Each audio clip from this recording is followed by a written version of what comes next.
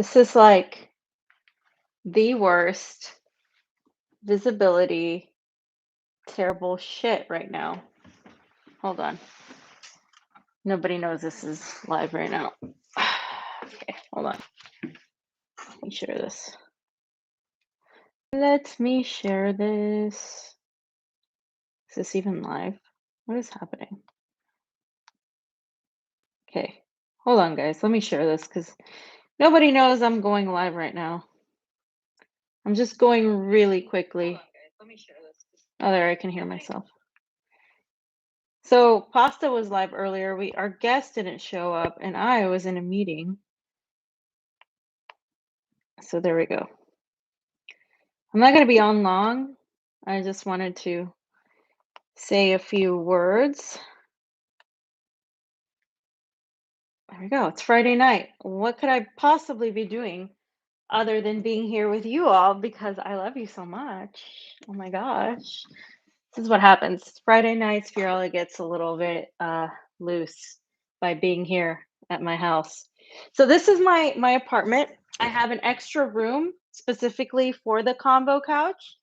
And I specifically wanted an extra room in my apartment so I could stream, so I could do this because even though I'm with RT, that doesn't mean I'm not doing the Combo Couch, clearly. And they are very respectful of that and they're very awesome about that. I haven't had to be like, oh no, Pasta, you can't say this, or Fiorella, you can't say that.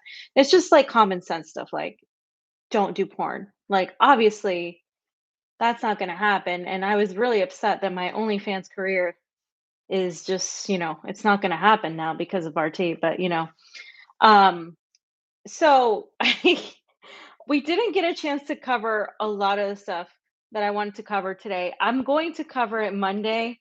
I would do it sooner, but we have a shortage of engineering pastas at Freedom Fest right now. He's headed there right now.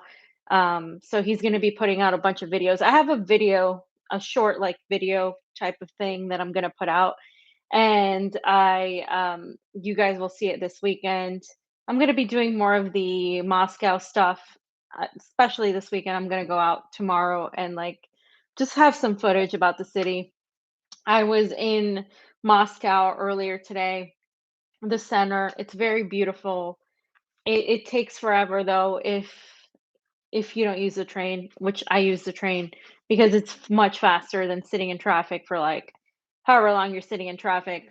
Can you guys hear me? Okay, you guys can hear me, right? Okay. As long as you guys can hear me, we're good because I sometimes the sound doesn't always work. Okay, you guys can hear me. Okay.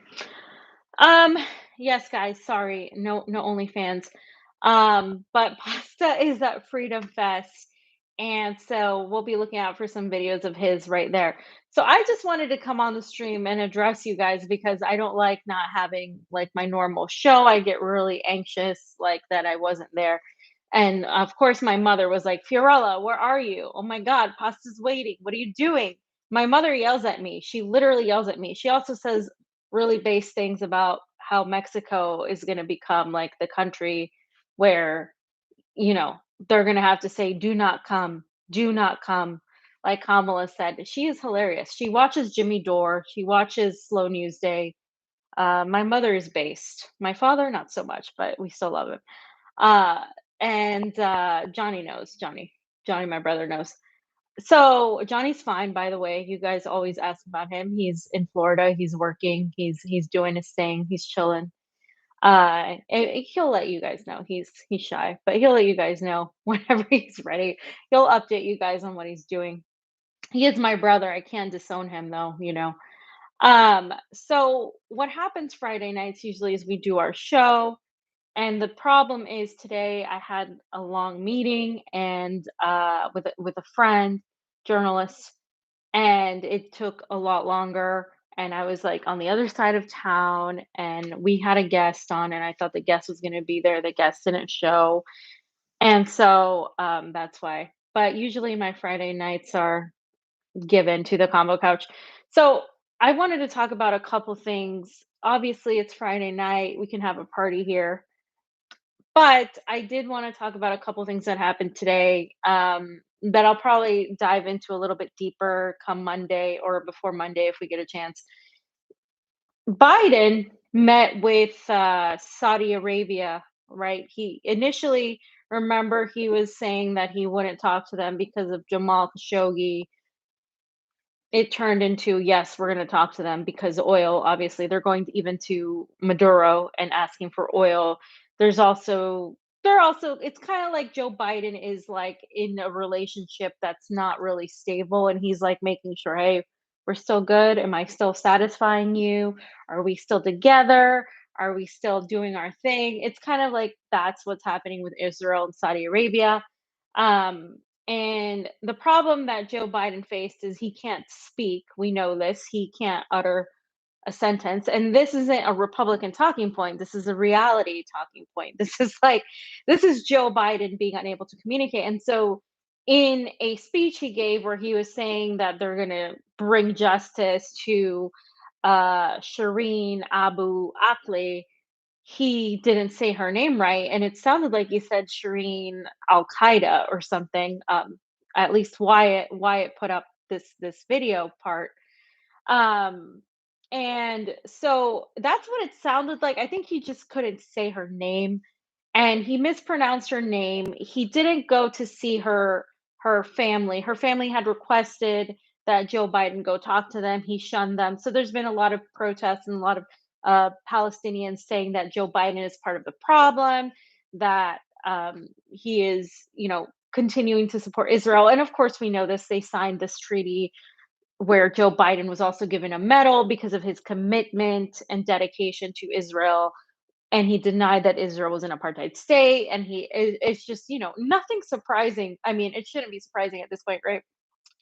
So all that happened today, and that was a big story because he's going back on his word of not cooperating with Saudi Arabia. Remember, not selling them weapons. There was a lot of criticism of the Trump administration for this, and it's essentially the same thing. It's the same thing, guys. It's the same thing, if not worse, because nobody's talking about it in the liberal media because they love Joe Biden because he's this, creepy uncle or whatever, senile old man, versus Trump was the ugly part out there. Like Trump was just hated because he would just say the quiet part out loud.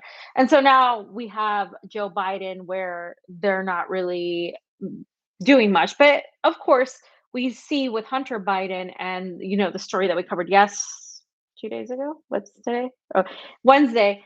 That this was going to happen. That Hunter Biden's fuck ups, for lack of a better term, and his protection by the most powerful, supposedly most powerful man. We know he's really not. He's a puppet, but his father, of course, Joe Biden, he's, the guy who wrote the crime bill, the guy who wrote the Patriot Act, the guy that went on that speech. And we've seen this, montage of Joe Biden talking about going after drug addicts and going after criminals. And then you have the picture of Hunter just smoking crack and doing all the shit. And so you know that he is protected, right? And if this was a Trump child, or if this was Putin's child, we know that we would get a completely different situation. And so that's essentially what is being talked about now. There was also um, just another thing about how Ukraine continues to shell civilian areas in the Donetsk, which is controlled by Russia, and also how nobody talks about that in the media. They continuously say, "Oh, well, it's the Russians are doing this," and I'm here right now, and you get um, when I read stuff from like RT and the things they put out, and when I read stuff that is put out there, you like it, they don't take one side, really. I expected it to be a little bit more pro-Russian, but it's really honestly what is pro-Russian is that they have people on the ground there that, people are like Igor Shtanev, people like just a bunch of on the ground journalists, right? And they're there documenting what's going on. And I'm gonna try to go as soon as I can, as soon as I have time off, because it takes some time to travel to go to the area, to the Donbass area. And I know, my friend Eva Bartlett has gone and she will be going again. And she's great. And so are all the other journalists that work with her. And I'm so thankful to have these journalists that are on the ground and doing that. And you guys know that I'm very partial to people who put their money where their mouth is, right? Who literally put their lives on the line. It is, in a lot of ways, this is what it is, because if you look at Shireen, you see that she put her life on the line to really show the truth about what's going on in Palestine, and how Israel, how they behave and how they literally kill Palestinians, and how they get away with it because they're protected by the United States and they're protected by Israel. And so to me, that is the most laborious and just completely selfless work you can do, is to really be on the ground. And it's not for everybody. I mean, not everybody contributes in different ways in the world of journalism, but I really love it when people go on the ground and do the work. And so I throw my hat off to people like that who have done that and who continue to do that, and not just sit in the studio regurgitating their opinions about this or that, but they actually go there. It's one of the reasons why I'm here in Moscow, is because I don't want to be told that I'm just speaking out of my ass and that I don't know what it's like. No, I'm here and I know what it's like. And I was told there were bombs everywhere, that Moscow was destroyed, that people were just in terrible conditions, that there was no food. There's like an abundance of food, there's an abundance of people in the streets, there's an abundance of restaurants, there's an abundance, and there's a lot of wealth here, at least in Moscow. Obviously, in the outside of Moscow, like I said, I have yet to venture, but I am going to go as soon as I have some time off. And I am going to explore St. Petersburg. I'm going to explore the east. I'm going to explore the outskirts, and really dive deep into how life is like, and how people feel about Putin, because I hear different things, just like going aside of that, like how people feel about Putin, because some people like him and some people don't. I have had conversations with people who work for RT who aren't crazy about Putin. So you can't tell me that RT is only Putin lovers when there are people who don't like Putin who work there. And there are also people who in general in Moscow who really don't like him at all. And there's a lot of people who say, well, we're not crazy about him, but we don't want the West to interfere, just like there is everywhere else in the world.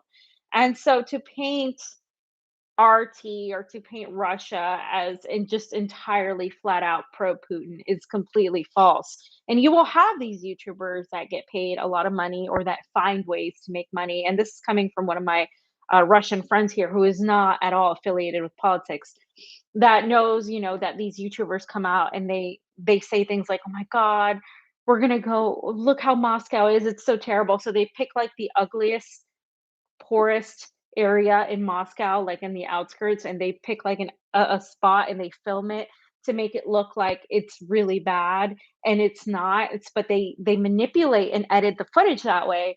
And then people are like, "Oh my God, so and so, we'll help you and we'll send money to you," and that's how they make money. This is that it. I mean, okay, if CNN and MSNBC with all their money can do it, anybody can do it, right? And so, what I really want to try to do is just really show more of how life is like, and I'm working on it. And like I said, I know my colleague Rachel is here as well, and she's doing videos as well. We're not like in cohorts and telling each other what to say. Like we're telling, our own experience and what we're seeing is just entirely different than what everybody else tells you. "Oh, are you okay? Are you allowed to speak if you're a journalist in Russia?" Yes, I can't tell you how many people are in the United States. When I say, "Oh, I'm in Moscow," they're like, "Are you okay? Be safe, be careful. Putin's going to come after you." First of all, why would Putin be preoccupied with me when there is a literal war going on? I think there are more important things that the dude is focused on, number one. Number two, it's just not like that. It really isn't. I mean, I think there's definitely uh, a difference into how media is run here versus the United States. And I think it is worse in the United States because if you look at the way corporate media is run in the United States, sure, it's a private company, they say, but is it really private? No. We're experiencing it right at this very moment. We're experiencing the fact that we are being censored for telling the truth. People like myself, people like every other independent journalist and YouTuber, commentator, analyst, whatever, they're all being censored right now. Everybody that I know at some point has either had a video taken down, has had a strike, is getting their money played with. Of course, we've experienced it for a really long time, so we're used to it, right? And so it's not anything new. And like I said, I'm kind of harsh on people about this because when we were demonetized for like 20 months that we've been demonetized, I didn't have Aaron Mate or Glenn Greenwald or a bunch of these journalists come out and be like, "Oh my gosh, Fiorella's demonetized. This is like an insult to blah blah blah." And it's not even about me. It's the fact that there are other people like Vanessa Beeley, like Eva Bartlett, like these underground journalists, like the Last American Vagabond, like Whitney Webb, these people that do amazing work far superior to anything. I mean, I admire these people. I put them over here. I didn't see the same level of outrage, right? And I don't know what it's based on, to be honest. But it really irritates me when it's just like, oh, if somebody who is deemed some sort of popular figure just says, "Oh my God, this is an atrocious. Oh my God!" Like, no, it's been atrocious, and we should have been speaking out against it a long time ago. It's wrong for anybody. I don't care if, like I said, from the moment Alex Jones was taken off YouTube, it was a problem to me. I'm not a fan of Alex Jones. You can tell Steve and Pasta this; they know this. And but that's part of it. Are these things on? Okay. But that's part of it. Like, it's wrong in general. I don't have to like you to be speaking out against this stuff because at the end of the day, it's wrong. And like Pasta said the other day, even if it was who did he say? Jordan Cheriton or, Minority Report, Majority Report, whatever. Those people, TYT, you would still speak out against it because we're free speech absolutists. We're against censoring anybody, right? But the thing is, this has been a long time coming, which is why we've been saying diversify your content, don't rely on YouTube. And I'm glad people are doing that. Rokfin is a platform, Rumble. We're supposed to get on Rumble. It's been kind of like a hassle to get on there. We're on Odyssey, but it was just, I don't think our videos were going on there. And so it requires a lot of time and a lot of, an engineer to be there at all times. And so we're working on it. And thankfully, Rokfin has been great, and we've been cultivating our audience. The only reason I'm not on Rokfin right now, and I will put this video on there, is because I just went live on my own without an engineer, and I didn't have a chance to put it on there. But we were just on Rokfin. Pasta was just on Rokfin. We're like huge advocates of Rokfin, right? But the thing about it is, this is about getting the truth out, right? This is about getting the information out, which is why I'm on YouTube without being monetized, because it's not about me making money. It's about getting the information out. And the reason we use YouTube still is because a lot of people still get YouTube, and then we move them on to Rokfin. But it's not like we use YouTube at all for like any monetization because we don't have any. We never really cared about the advertisers. We more so cared about the super chats because you guys would choose, hey, let me ask you a question, or hey, let me help you out in this way, or whatever. And it's absolutely disgusting. No matter what people believe, no matter if they're on the right, no matter if they're on the left, no matter if I like them, if I don't like them, if I believe in them or if I don't believe in them, that they're getting demonetized, and it's wrong, and that they're getting strikes, and that they're getting taken off uh of YouTube or of Twitter or whatever it is right now. Like, and so and I say, what are we going to do about it? And when we were on Jimmy recently, Jimmy's like, I don't know what can I do about it, right? Like, what am I going to do about it? Like, we can just talk about it and do only so much. But to me, I think there's a little bit more that we can do, and I think that we can try to move people away from these mediums, not abandon them, because then all that's going to be left is going to be a bunch of shit libs and morons and grifters and it's just going to be people that play team sports left, right? So but we have to find a way to really be outspoken, and I think people are outspoken. This is just how it works in the vast majority of humans, is once something affects you directly monetarily is when you start doing something about it. And so it's starting to affect people directly monetarily, and so they're starting to say more, right? And right now we're on this position where we're seeing this happen, and then we're seeing how the narratives are falling apart. We saw the COVID narrative, the election narrative, things that, oh, excuse me, I'm sorry, let me pat myself on the back just this once. We got right from the start without going back on it, on the elections, on COVID. We were one of the first people. So were our people on the MCSU network. So were, and I'm saying it this time because it's not something that it should be difficult if you're paying attention to the way these people form these narratives, right? It's all the same people lying to you about COVID, lying to you about the elections, lying to you about imperialism. It's all the same people. So once you understand this playbook, it's it's really not that difficult. And I think, people need to start looking at content that is not just on YouTube, because a lot of the content that remains on YouTube is, of course, content that has been curated or has been approved, or they don't see it as much of a threat. And so that is something that we're looking at. And so since these narratives are falling apart, what you're seeing is the pushback by the mainstream media via, of course, Silicon Valley, Google, you know, who owns YouTube, and Susan Wojcicki and all these people.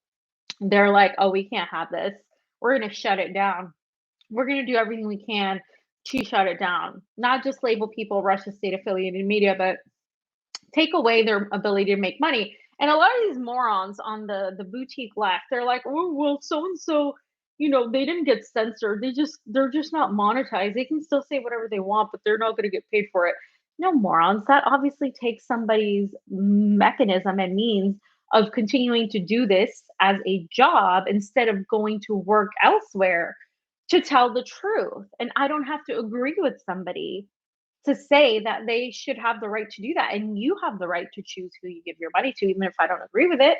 If I don't like it, it doesn't matter. You have the right to choose who you give your money to. You have the right to say, I want to support X person. I want to support Grey Zone. I want to support Jimmy. I want to support Jackson. I want to support Convo Couch. I want to support, Slow News Day. I don't care. You have the right to decide. What they're doing is they're taking away your right to decide that.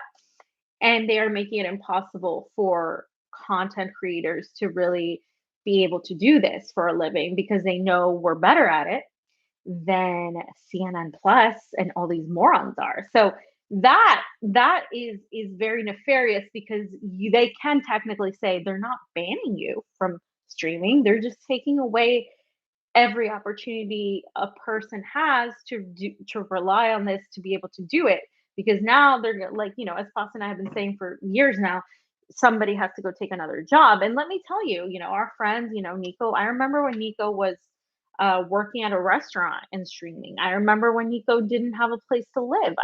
I mean, Foss and I were also in the service industry. I mean, we haven't, and the best journalists I know have actually worked in customer service and have actually, been working class people that have gone through really understanding the struggles of working class people. I mean, to some degree, and I never lied. I never say, okay, like I don't have a great family structure. I do. I'm very lucky to have the family I have. I mean, I don't even talk about it very much, but Johnny and I have the best family. We have very, very kind parents who give us, who have been very supportive about everything, and they're so healthy.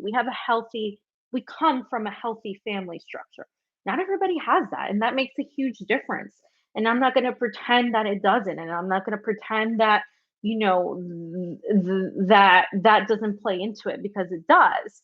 but there's also a lot more behind the scenes, coming from a family of immigrants and having to deal with, see, translate for your grandparents, translate for your parents when you were young, like all of these different things. This is why it's important to have people from different backgrounds, not just because of the identity politics of, oh, here's a brown person, a black person, a lighter shade of beige, and then that's irrelevant. It is because of the experiences that each person comes with that this is important. And so that is what we should strive to do based on what we're seeing. And I'm glad that since Pasta and I started the show, there's been a plethora of people coming out and creating content. I mean, honestly, like I see it and I see the inspirations that a lot of people who began this journey a while ago have put out there. And it really does feel good to see people just kind of be inspired to do this.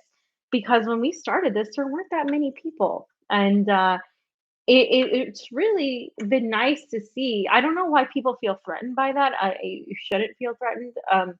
You should be proud that more people are looking at what you've done and say, "Hey, oh look, they're doing this." Or they they're going out there. They're telling people the truth, or they're telling people what they think is the truth, or their truth, or whatever it is, and they're going out there. And I think that's important because no matter what, you have inspired in some way somebody to do it, whether they hate you, whether they love you. I mean, imitation is the most sincere form of flattery, and haters are people that really love you but they don't have the words to tell you. And I mean, something like that is somebody said something. I don't know who it was. I don't know if it was Shay or not, but it was it's it's worth having people, even if they don't like you, basically telling you like, hey, we admire what you're doing by hating on you and spending all this time hating on you. Because it's funny to us that have fake parody accounts made of us, but I know Misty has several. It's just hilarious. But I think we're at this moment where we have to decide really, what is it that we're doing here. Like, are we really trying to do this for the greater altruistic motive? And altruism is a quality that is rare in a lot of people. There's a lot of narcissism in media, in independent media even.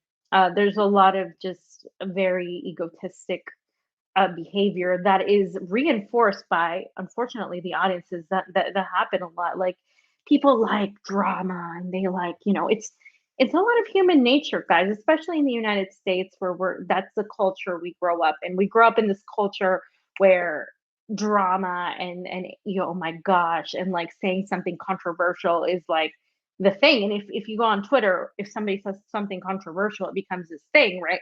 People aren't used to having nuanced discussions. And I think we should move towards being able to have nuanced discussions. This is why I talk to libertarians and right wingers, even though I don't agree with them on a whole heap of things. And I will talk to a liberal about it as well, because just because I don't agree doesn't mean we can't have a discussion. And what I do love about RT is that there are a plethora of people from different groups that work there. And I don't see like, oh, we all believe the same thing. No, it's actually more diverse, and I think that's really freaking awesome that it is that way. And I think that's the way the world should be, and I think that's the way most people should be. And I love this community that we built, all of you in the chats right now, all of you having conversations and stuff. And I think that's really awesome. I mean, I didn't think that that would ever happen. I did go to school for journalism, but I did a huge focus on public relations, and it's hilarious because I am the most anti-public relations person you will ever meet. I mean, I hate, and then of course the entertainment industry, where it's all about that, where you have to be fake and you have to put on this mask and you have to pretend that to, kiss someone's ass or to do this or that. And then I that is like the opposite of what I am. I can't stand. I have to really work really hard if I'm doing an interview with somebody I don't like, or somebody that says something really stupid, or if I'm watching like somebody, and an anchor at RT interview somebody And I'm like, or Joe Biden, and I'm reading the news, and Joe Biden says something like stupid. I have to do everything in my power to not let it show, because like, come on, how can you not? It's like not human to really be genuine.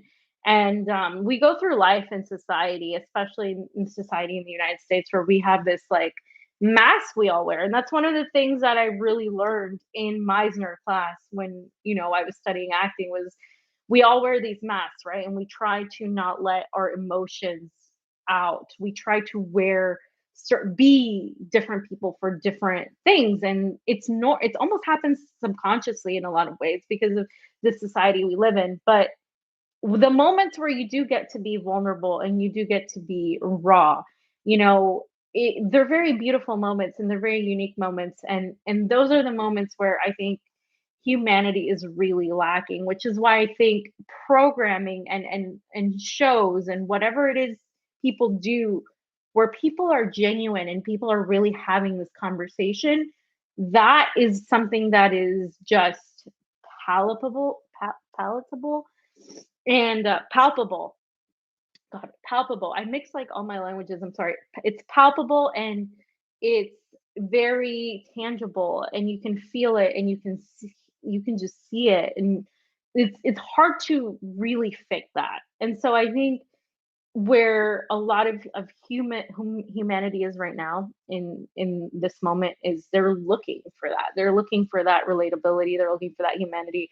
But the moment it stops being real, I think a lot of us just tune out. And I'm one of those people, like I can smell a bullshitter a mile away, especially after being a victim to it, of believing in certain people, of believing that Bernie Sanders could perhaps be the salvation, and a lot of you guys have seen our journey here. When we used to be Bernie supporters, we used to support AOC, we used to believe that maybe these people were going to at least guide us towards the right direction. And when we realized that it wasn't that, we shifted our perspective and moved on. The problem is a lot of people don't do that because it's just not convenient monetarily. It's not convenient for their careers. There's a lot of people that left RT because they were afraid that they could never work in the United States, that they could never work perhaps for CNN or BBC or Fox now that they have the RT label. And that's true. It's true that that happens, right? But you just have to go back is to that question I said earlier. It's like, what are you doing?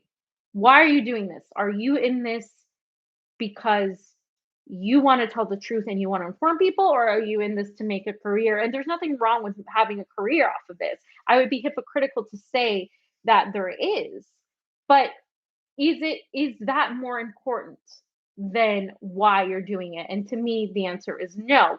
The answer to me is I'm doing this because I want people to get the truth. I want us to really push society, humanity forward, and to go in this route. And not everybody is like that, and that's fine because that's the way the world works. Not everybody thinks like in that way. But if you're going to be in the field of journalism, you really need to reassess if you're ready to deal with all the bullshit you're dealing with. Look at Julian Assange. Look at what he is experiencing. Look at what just happened with Schulte and the whistleblowers. Look at all of this that is happening right now. We're just descending closer and closer into a very fascistic state. And if you are not ready to deal with the ramifications of what it is like to be called a Russian asset, to be called a foreign agent, to be smeared, to have your shit be publicized on the internet, to be, have parody accounts made off of you, then don't fucking do it. Just don't do it because it's going to get uglier. It's going to get worse. One of the things that I kept getting asked while coming here is, why are you here? Even by people who work at RT. Are you like, why would you come here? This is like the worst time to come. Are you crazy? What's wrong with you? Why are you going into this like crazy situation when everybody is running away? Why not? This is the perfect time to be here. It is a time of war, it's a time of conflict, it is a time where there's a lot of actual misinformation and actual disinformation being put out there, that I want to not just say, hey, this is wrong because of my research and because I believe it's wrong because of this and that. No, it's wrong because I'm here and I'm living a completely different reality than the reality you're being fed to in the United States. I want to be able to put my money where my mouth is, which is why we go to Latin America when we study elections, because we don't just want to say, oh, these elections are great, let's trust that they are. We want to go there and make sure that they are. And that, I think, is what people should be doing. And you shouldn't be asking me why I'm here. Why wouldn't you be here? Why is it so rare to do a very basic fucking job?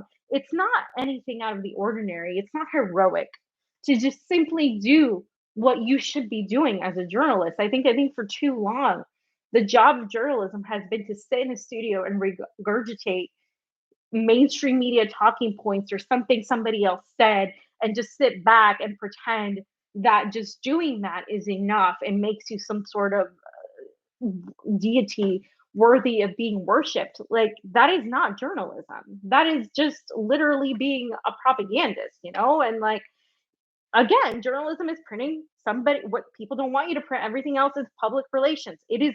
I know it is because I studied it, and I studied how they manipulate perception and how it's all about crisis management. Biden and the whole administration is in crisis management right now. That's all they're doing. That's all what's her face's job is to do, his press secretary. They're not there to do any sort of politics. They're just there to make sure that the crisis is averted every single day because Joe Biden is a running crisis. Like, and so that's not journalism. And we need to stop thinking about journalism being some talking head that has no idea what they're saying and just gets told, you're going to say this. That's not how it should work. If I don't want to say something, I don't have to say it. And if you're in a company where you have to say things that you don't believe in, you should get the hell out, because that's not a legitimate space. And the moment I am in any situation where I am told what to say or do, believe me, I will get the fuck out of there, because that is not real. And that's one of the things that to me is so important in this time, where we what else are we fighting for here, if not the truth, and if not trying to really get freedom and liberty for people, because so many people use that word on both sides of the aisle. Ooh, democracy. Ooh, freedom on the right, democracy on the left. What does it mean when you don't have remotely that represented in the vast majority of people? It means nothing.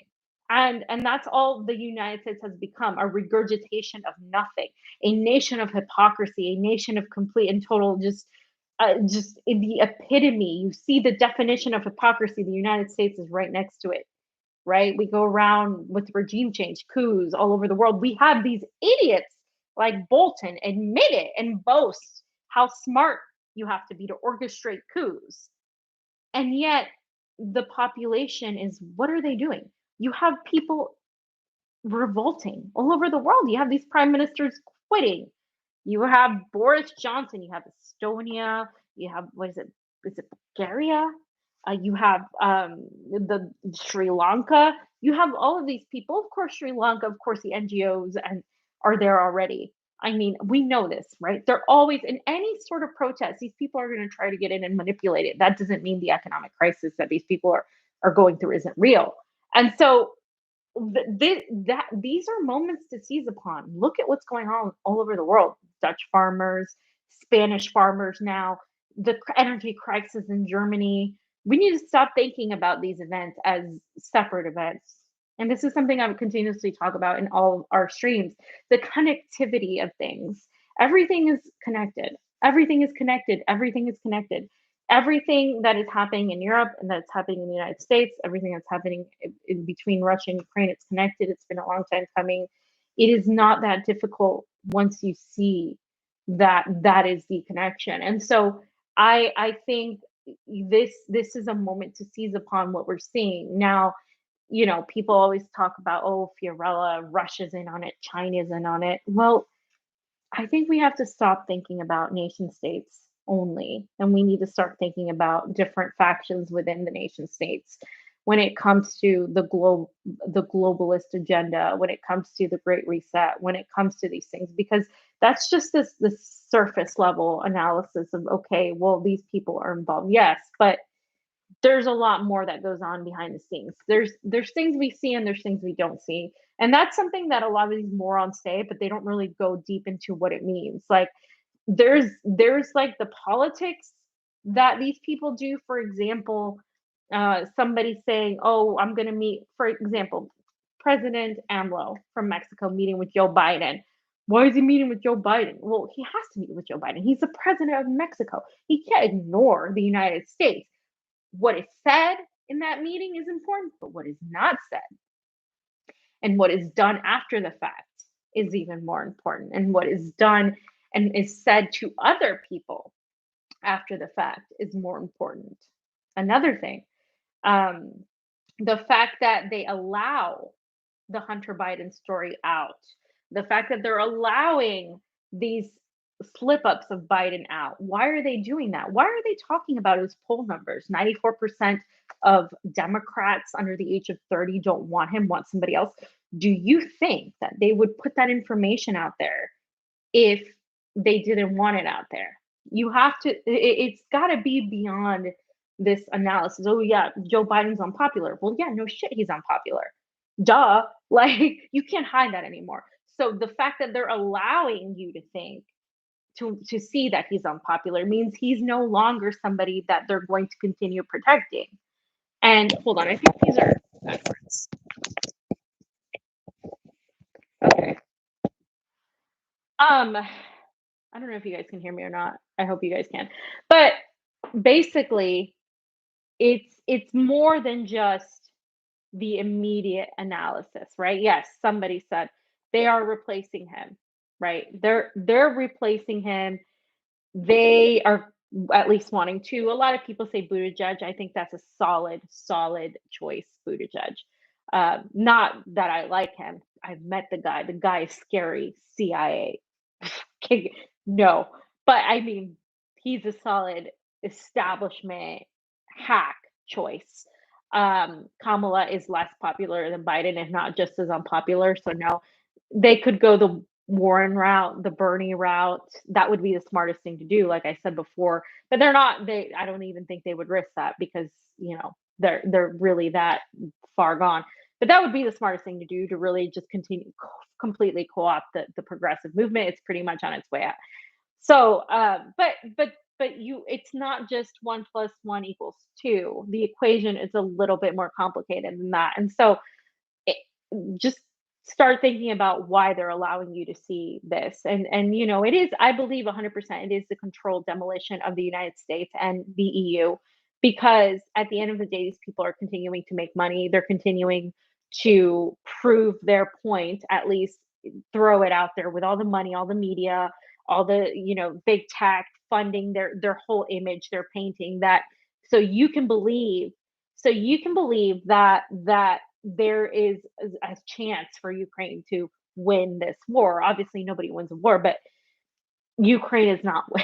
I mean, it is a joke. And even if I was, a pro-Ukrainian person, in fact, you could say I am, because this is screwing the Ukrainian people more than anything could. The Ukrainian people are going to have a destroyed country. They're not. They don't have. They stopped being a sovereign country the moment Victoria Nuland and Jeffrey Pyatt went in there and ousted their democratically elected leader Yanukovych. And even before that, with the Orange Revolution, this has been a long time coming. And the sovereign nations don't just remain sovereign by following the State Department and the CIA narrative. In fact, you have what is called neocolonialism. Che Guevara warned about this. And Steve, I'm sorry, but he did talk about this. Steve, I know he's not your favorite, but he did talk about neocolonialism and how that's the next phase, because you go from a monarchy to what is called this neo-colonial state, where you have all of these countries in the global south basically become the ones that have the natural resources that produce all the goods, but that the benefits get reaped, of course, by these Western nations. So all of that is changing. If you've noticed, the Pan-Africanism, the Latin American uh, convergence, right? Mexico managed to nationalize lithium. AMLO is pushing for Latin America to do that in general. There's a lot of changes happening that are not, you can't just say, oh, that's just controlled. No, these Latin American countries are sovereign in their own right. They're not operating just because China or Russia tells them to. I've been there. They're trying to really reclaim their sovereignty. And it's not a question about democracy, it is a question about sovereignty, because democracy is a tainted word, and it's unfortunate that it's been tainted. But, when you talk about democracy, there was just this report on RT about how, nations like Iran and Afghanistan have suffered more with democracy than they have under their own type of government. And, I'm not a fan of monarchies. I'm not a fan of theological, fundamentalist governments. But if that's what the people of a country want, I am not going to sit there and tell them how to run their country. And that's something that I think the left and a lot of people who consider themselves left in the United States need to watch out for. You have no right to tell another country how to run their shit, even if you mean well, because then you're basically repeating what these moron settlers wanted and said, "Oh, well, these are savages. Let me tell them how to do their thing." You're doing the same thing. You just think you know better and that you're doing it differently, but you're doing the same thing essentially. And so all the majority of these people want is to have a sovereign nation. It's to be able to independently say, our people in X country, whether it's Mexico, whether it's Nicaragua, whether it's Cuba, whether it's Venezuela, they want to be able to dictate how to run their countries. And we are nobody because we don't live there to tell them. It's the same way I feel about the Brittney the what's her name? Brittney Griner. Um I'm entirely pro legalization of all drugs, all of them. I'm a radical on that regard. I don't think it's a radical notion. And the reason I am is because you can control things more that way if you have that. Like if you, for example, if somebody wants to say do cocaine, if it's legal, they can pay a certain price and blah, blah, blah and do it. And what does it do? It eliminates the black market for it eventually, because if it's legal and if you subsidize enough, you make it easier for people to access within, of course, with restrictions. And this is, of course, supposing we have a government that is actually fair, because under this current regime, I don't think that would work. But let's say you have a government that is somewhat fair, right? Let's say you have a social democracy, like, say, the Netherlands in Amsterdam, and where you can go there and do drugs if you are, I don't know if you're a tourist, but if you're a citizen or if you're like a resident, I'm pretty sure. And even if you're not, it's easier to access. But I've been to Amsterdam like 3 times, just so you guys know. But people can do drugs there, right? And the thing is, it's not like, what does it do? It doesn't create this black market. It doesn't create this incentive for people to go out there and just do it. Do I think that drugs could be negative? Yes. Do I think that we should push people to do them? No. But does prohibiting or banning people from guns, alcohol, or drugs do anything actually productive? No, right? I'm not a fan of that. So that's where I stand on that. I'm completely diametrically opposed to anything. My friends who are Pat Sox, they say it's a bad idea. I disagree.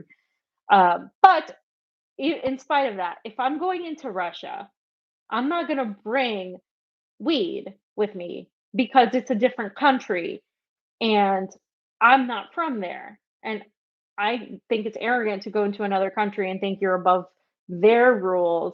You don't live there.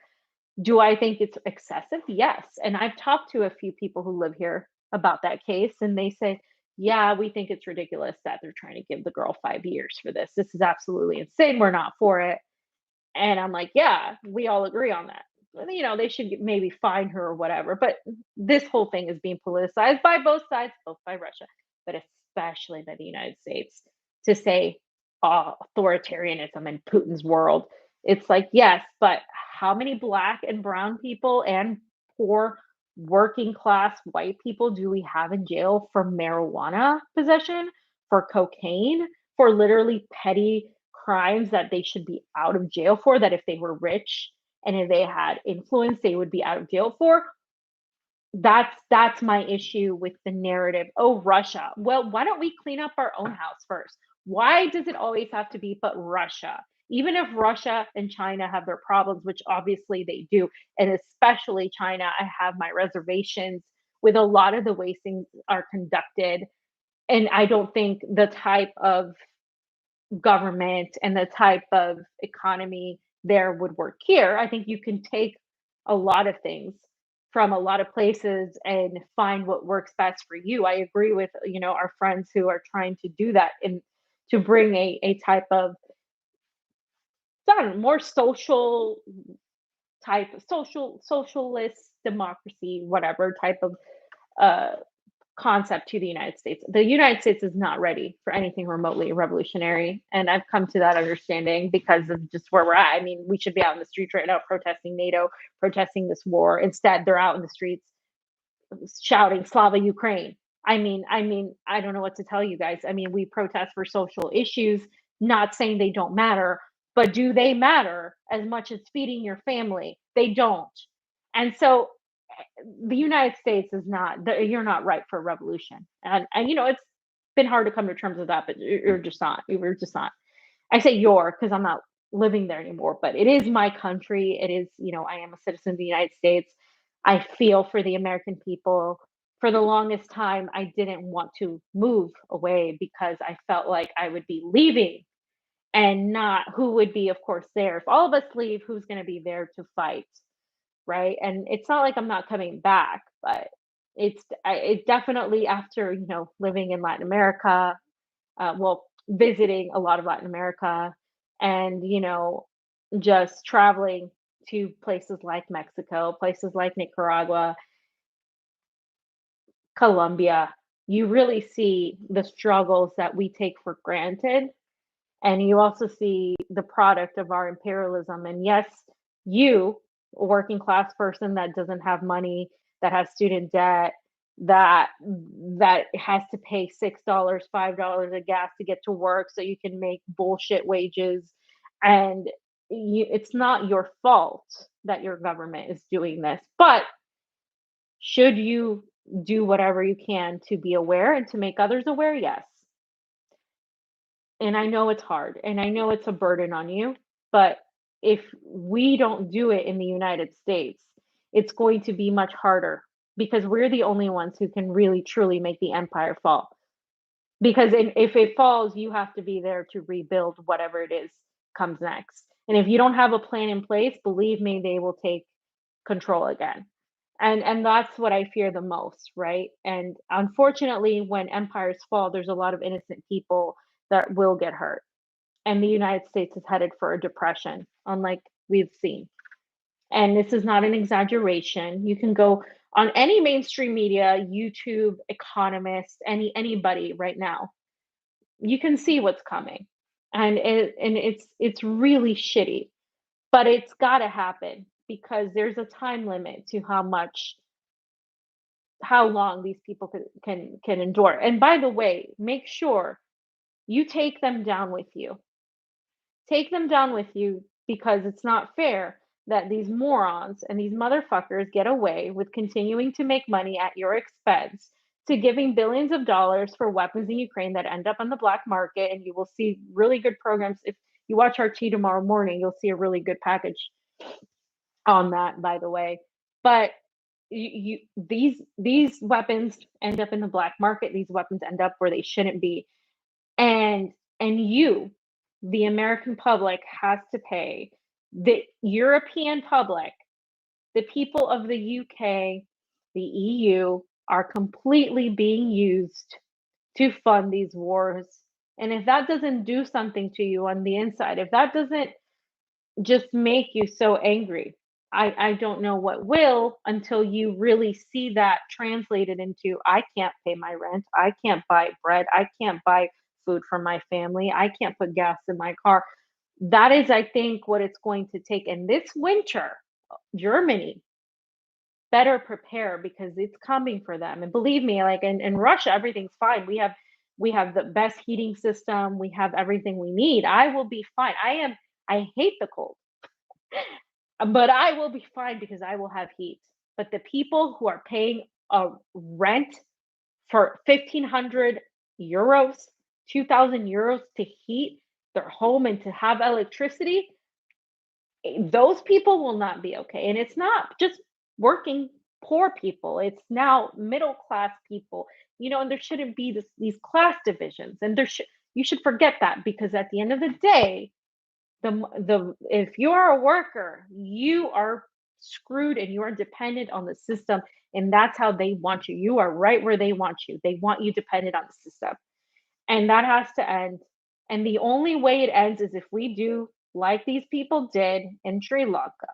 Whether or not there is some funding, this or that, there will always be funding, but there is an economic crisis. And if there's an economic crisis and you have people going in there and literally doing what everybody fantasizes about, going into the government, taking these people out and putting in their own government, which I don't think has happened in Sri Lanka right now. You have Wicker, what's his name? Wicker something Masenge, who is now the acting prime minister, right? If you don't have a plan, that's what then somebody from power is going to take over, which is why you have to have a plan. But what needs to happen is, of course, you can take that, you can look, it was just Bastille Day. Oust these people. That's what is going to have to happen, because everything else, guys, is just going to be, it's just going to be a, how do I say it, a band-aid solution. They're just going to continue putting, oh, okay, well, let's get healthcare. Okay, but who manages that healthcare? Oh, the same government. It's not going to be enough. I'm not saying I'm against it. It's just a band-aid solution for now. Same thing with student loan debt. Do you think they're going to forgive student loan debt? No, because they need you complacent on the system. What else? Oh, this is another one that really pisses me off that people say this still. Raise the minimum wage to 30 an hour, tax the rich. Inflation, you could have a $50 minimum wage tomorrow and everything will just go up. Another thing, taxing the rich. Why? Okay, let's tax them. What are they going to do? They're going to find the loopholes to put their money in offshore accounts. I'm not saying it's terrible. I'm saying it's not going to do enough. The boat has too many holes in it. You can't save the boat. You can't save it. There's no patching all these holes on the boat. It's just not going to work for long. It really isn't. So we need to think bigger than just raising taxes on the rich. We need to think bigger than just raising the minimum wage, because those are solutions in the United States that are no longer, they're just not going to hold up. They're just not going to help people in time. We are past that point. We are way past that point.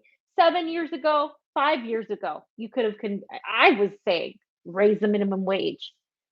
Living in California, I think at that point it was like close to 15. Now it's like supposed to be 20. That's not, are you kidding me? What are you going to do with $20 an hour in California when you get so much taxed on? That's not enough. And by the time you get to $30 an hour, how old are you going to be and how poor are you going to be? It is just not sustainable. It's just you're just aiming too low. We need to go higher. And so that is where we're at in the United States. And it's so much more clear to see how bad it is when you're outside looking in. And like I say, and I know it takes money and it takes funds. There are ways to do it cheaper, maybe not right now because of the state of the world, but there are ways, to travel when a few years ago where you could travel everywhere, right? You could backpack through Europe with very little money and just, go to a hostel. And a lot of my friends did it. I studied abroad. I was in Europe, and that is a privilege to have done that. It is a privilege to have had my mind be open. It is also a privilege in a way to have come from the global south and Latin America and be able to see the difference into how these societies are structured and be able to learn from that and to use that to do better, because you can have all the privileges in the world and sit back and just relish in them and not do anything to better not just your life but the lives of those around you that you care about and those that you may not know. And again, these are things that I recommend. Get out of your world, and when you do, when you're out there in the streets of Moscow like I am and you're watching people live their lives, they're normal people with families, children, goals and dreams like everybody else. They don't want this to happen. They don't want war. They certainly don't hate Ukrainians and they certainly don't hate Americans. They just want to live their lives. They want to be in their countries. Do you think most people in the world all just want to come to the United States and take away your jobs and hate you? No, that's not how it works. That's not how it is in Mexico. That's not how it is in Latin America. Most of these people want to stay in their countries and live with their families and live in their cultures and have their ways of life.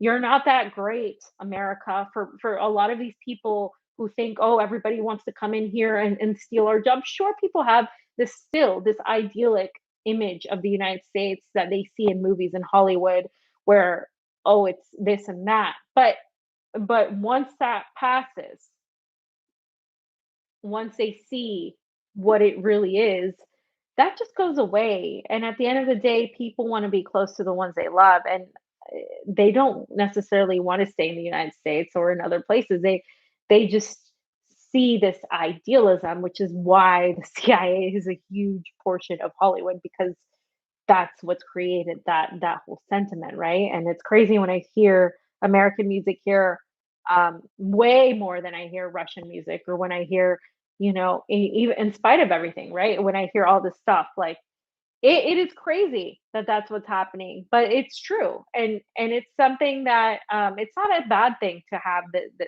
right? But it's something, and I just wanted to come and share, some words today about what has been a little bit more of my experience. And some people are like, "Oh my God, you need to share more pictures."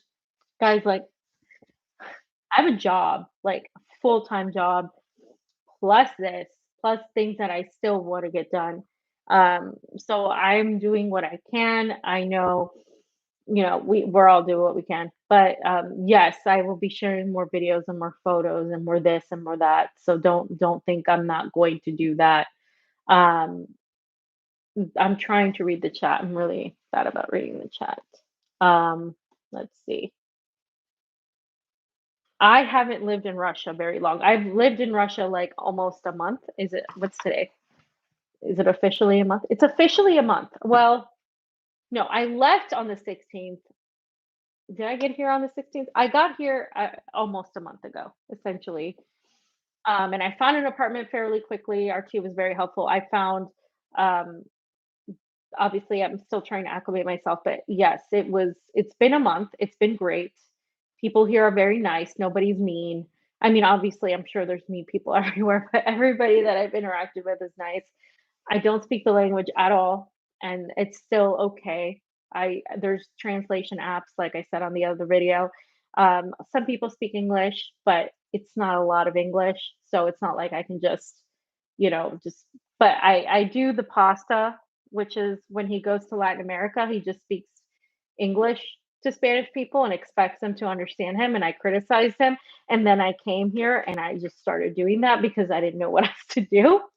So I will of course not be so hard on pasta when he's in Colombia next, as long as he's focused on working and not tender pasta.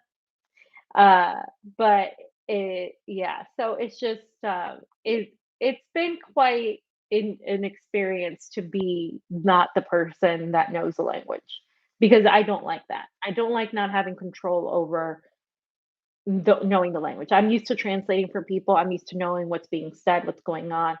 And I know the alphabet is easy once you learn it, but I haven't had a chance to do it, but I will. I will. That is my goal. And yeah, I mean, I encourage people to leave their comfort zones and go out. It's not something that should be looked upon as some sort of heroic or radical thing. It should be a normal thing. If you can do it, if you're young enough, if you don't have, children or I don't know, that many pets that you can't bring with you and or responsibilities at home to get out and do it and experience other cultures because I think it's the most that you can do that will open up your eyes and change your mind. It's one of the things, right? So yes, I will be sharing more. It's almost 2 in the morning for me. This is crazy. And I really appreciate you guys tuning in. Please, please, please, please continue to support independent media. Support all the content creators. Um, mm, support people who have been banned, taken off Twitter. Ryan Christian, the Last American Vagabond. These independent journalists that are going into the Donbass. All of them. You can find them on Telegram. And Tara Reid's been doing great work. Support her. Just everybody, the MCSC family. AM Wake Up is doing really well. They're crazy. I don't know if I could put up with them all the time, but they've been doing really great work. Support all the smaller channels. You know, Roar Media, Roar Media, obviously. Shout out to Shanda and Oz.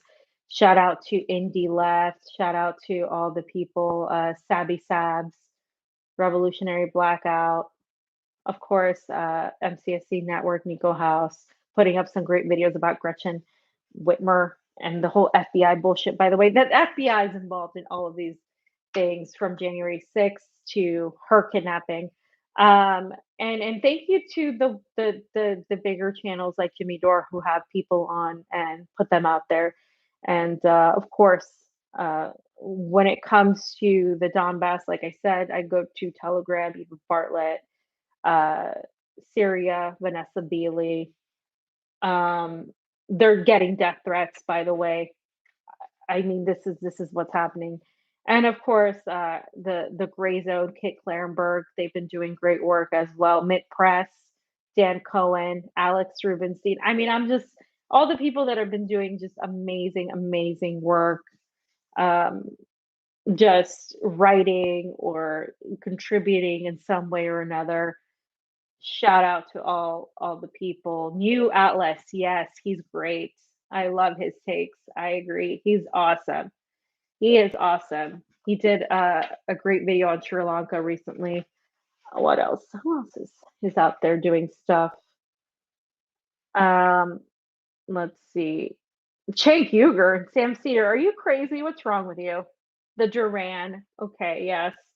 Hard lens, of course. Kit and I are fighting still because I gave Kit this. I told Kit, I said, Kit, I came to Russia, and let me tell you, Russia does not have the best pizza. They do not. The tomato sauce was like pink. Well, granted, okay, so granted, this pizza I bought at the supermarket and made here, and the tomato sauce was like pink. So I told Kit that Chicago pizza is better than Russian pizza, but it's still like second or third in the world. New York pizza is number one, then Italian pizza from Italy. No, actually, I think I put New York second because pizza from Italy is the best. The tomato sauce is legit, and pasta hasn't gone to Italy yet, so he can't have an opinion on this. But when we go to Italy, pasta, then you can have an opinion on this. And I think I put New York second, and then I think I put what did I put? I put Chicago third, and then like, was it Glory Jones? That was like, no, Chicago is not third. It's like less than that. And I was like, you're right, Glory. And I think I put Argentina third or something. But yeah, no, sorry. Chicago pizza doesn't even make the top three Kit. I'm sorry. So we will have this continued fighting um, between Kit and I. But yes, Hard Lens has been doing great work. Um, JB Flaunt. JB Flaunt is great. I did a show with him not too long ago. He's a really sweet, sincere interviewer. A lot of the people on the more libertarian side too, they've been doing great work. Uh, just yeah, like what is it like the tinfoil hat people? I gotta say, people think like I hate libertarians. I don't. I love going on their shows because we differ, and I think that's funny. Shout out to Kim Iversen. She's always pushing back in the mainstream. I'm not a fan of mainstream media, but she is always pushing back, and I love that the new rising sign has her in the middle and Ryan Grimm all the way to the left. Like he doesn't matter because yes. Um, Pizza with borscht. Russian pizza has borscht. I've had borscht and it's really good, but I haven't had it here in Russia. So I'll see how that goes. And yes, Fearlessly Authentic podcast with Lucky Burrito. Yes, I agree. Richard Medhurst. Uh-huh. Rising. Okay, wait, who's saying this? We need to schedule. Yes, you do. You know, the only time I can come super late, yesterday I was dying because it was Jimmy. Was it yesterday? Whatever day it was, I had to stay up super late. It really messed up my schedule because I by the time I went to bed, it was really late. So Fridays are better for me to come late on any of the shows because um, it's Friday and I can stay up a little bit later, but it's not always going to be like that. And of course, yes, I'm not going to forget Franco. Frank Analysis, he's amazing.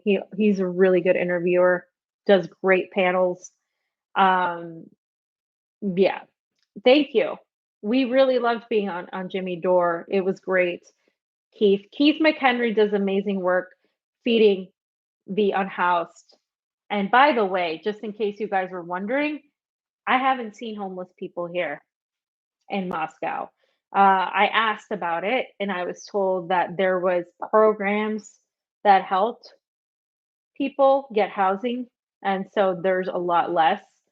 Um, I've seen people of the Romani group that have been walking around, but they weren't like unhoused in the same way we see like tents and stuff. Not like that at all. I have not seen that here. And in fact, I didn't see, I know Franco went to Nicaragua and he literally said the same thing Pasta and I did. Oh, I went through Nicaragua and I've seen less, I haven't, like, there's like no homeless people because I think it's like the equivalent of a few dollars a month. If you can prove that you're working and you're doing something, they'll give you a house. We interviewed people all about that. Um, it doesn't, it's just, the United States is a fourth world country because we're not a first world country, we're not a third world country. We just stay away from those terms anyway. But in terms of they think they're a first world country, it's bad. So who I don't know who that is. John Mark Dugan.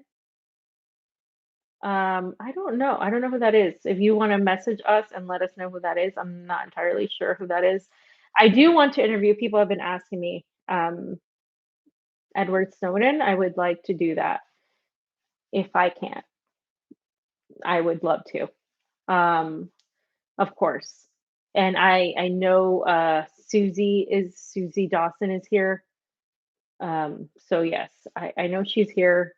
I would like to interview Richard Wolf. I would like to interview Patrick Lancaster. He's just quite difficult because he's always on the ground. So I don't know. Yes. I mean, yes, this channel is demonetized. There's no super chats here. So, Russell Bentley, okay. McRae, okay.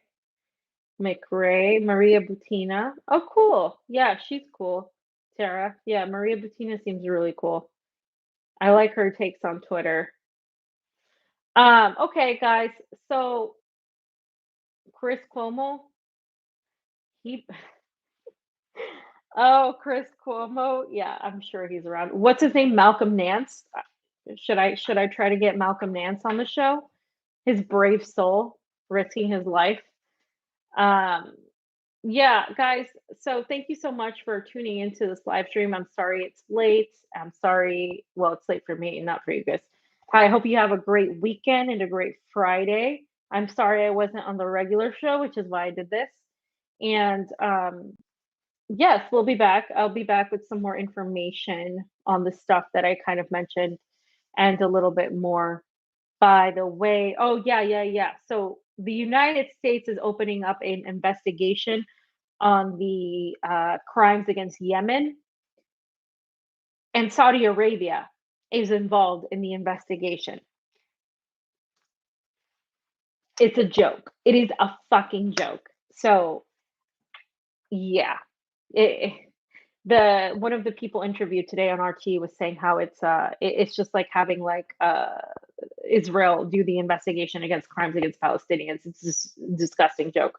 So yeah, anyway. So guys, thank you so much for tuning in and for your support. Of course, make sure if you can like, share, subscribe. Try to post this as soon as it downloads on Rokfin. And if you can join our Patreon or our Rokfin, I'm not pasta, so I'm not going to do the whole like commercial voice. It's just $9.99 a month, guys. If you can support our work, you can get all the rest of the content creators on Rokfin. But that's true. So if you would like to do that, you can. But yes, I'm not good at asking people for money. But thank you so much for watching and all that stuff. And you are appreciated. You are always appreciated on the couch. It is always appreciated. Uh yeah, no, I don't do tricks, guys. But yes, it is always appreciated on the chair. So thank you and have a good night. Have a good weekend. I will see you this weekend probably if I decide to go live. All right, guys. Good night, Salavi. Wait, what do I say in Russian? Um, До свидания. Пока-пока.